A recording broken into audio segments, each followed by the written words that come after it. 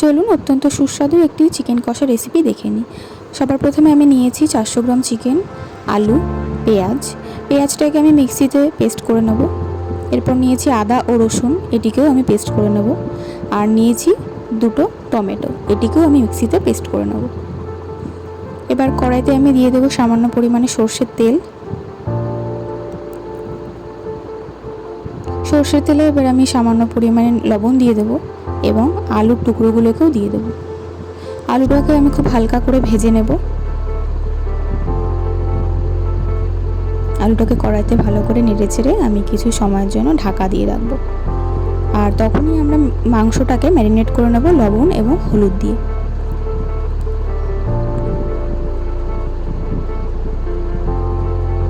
আলু আমার প্রায় ভাজা হয়ে গেছে, খুব বেশি ভাজবো না, হালকা করেই ভেজে অন্য একটি পাত্রে আমি তুলে রাখবো আলুটাকে।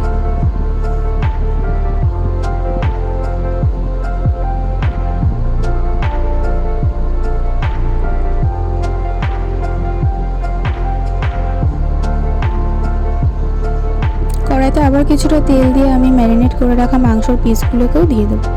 এক্ষেত্রে গ্যাসের ফ্লেমটা একদমই লো থাকবে এবং মাংসর পিসগুলোকে 1 মিনিট মতো আমি ভেজে নেব।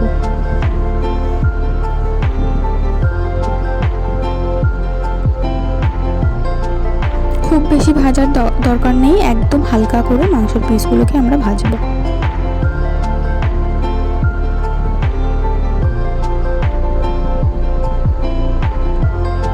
মাংস ভাজা কমপ্লিট। এবার এটিকে আমি অন্য একটি পাত্রে তুলে রেখে দেব। মাংস ভাজা তেলের মধ্যে আমি দিয়ে দেব গোটা গরম মশলা, তেজপাতা এবং শুকনো লঙ্কা।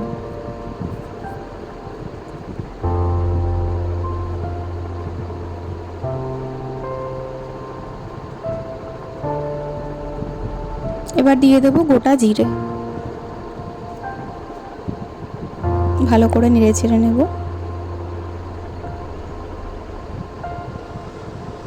এবার দিয়ে দেব পেঁয়াজ, আদা এবং রসুনের পেস্টটা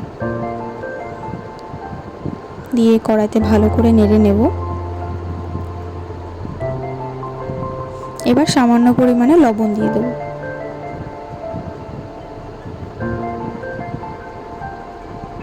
একটা বাটিতে নিয়ে নেব সামান্য পরিমাণে টক দই, ধনে গুঁড়ো, জিরের গুঁড়ো, মিট মশলার গুঁড়ো, লঙ্কার গুঁড়ো এবং হলুদের গুঁড়ো। এবার এগুলোকে ভালো করে আমি মাখিয়ে নেব। অবশ্যই এক্ষেত্রে আমরা সামান্য পরিমাণে জল দেব। জল দিয়ে মশলাটাকে ভালো করে আমরা নেড়ে চেড়ে নেব। এবার কড়াইতে আমি দুটো কাঁচা লঙ্কা দিয়ে দেব। আপনারা আপনাদের ঝাল যেমন খেতে পছন্দ করেন সেই অনুযায়ী লঙ্কা দেবেন। এবার ওই মশলাটা আমি কড়াইতে দিয়ে দিলাম, দিয়ে ভালো করে আমি নেড়ে চেড়ে নেব।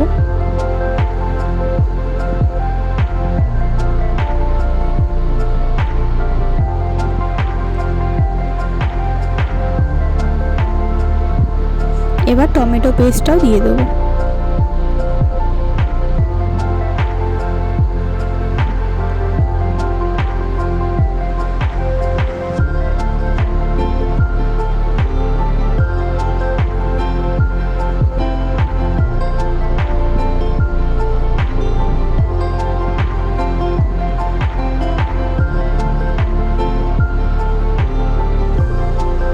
এবার ভেজে রাখা মাংসের টুকরোগুলো আমি কড়াইতে দিয়ে দেব।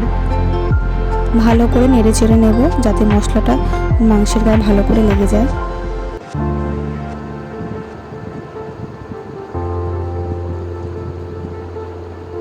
এক্ষেত্রে গ্যাসের ফ্লেমটা মিডিয়ামে রাখবো।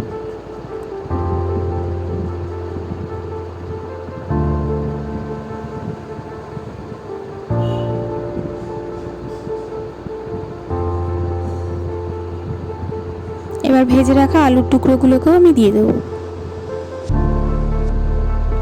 দিয়ে ভালো করে নেড়ে চেড়ে নেব।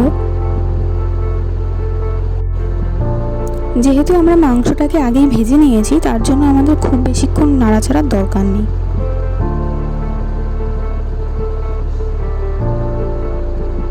এবার কিছুটা পরিমাণে গরম জল দিয়ে দেব।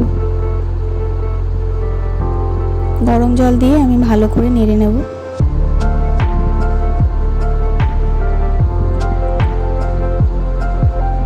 এবার কিছু সময়ের জন্য ঢাকা দিয়ে রাখবো যাতে আলু এবং মাংসটা সিদ্ধ হয়ে যায়।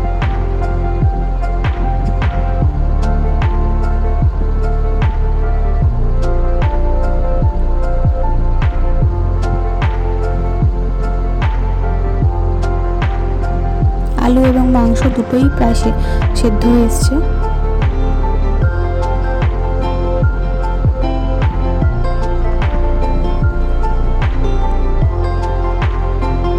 ব্যাস, রান্না আমাদের কমপ্লিট।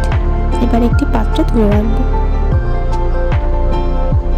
রান্না কেমন লাগলো অবশ্যই আমাকে কমেন্ট করে জানাবেন।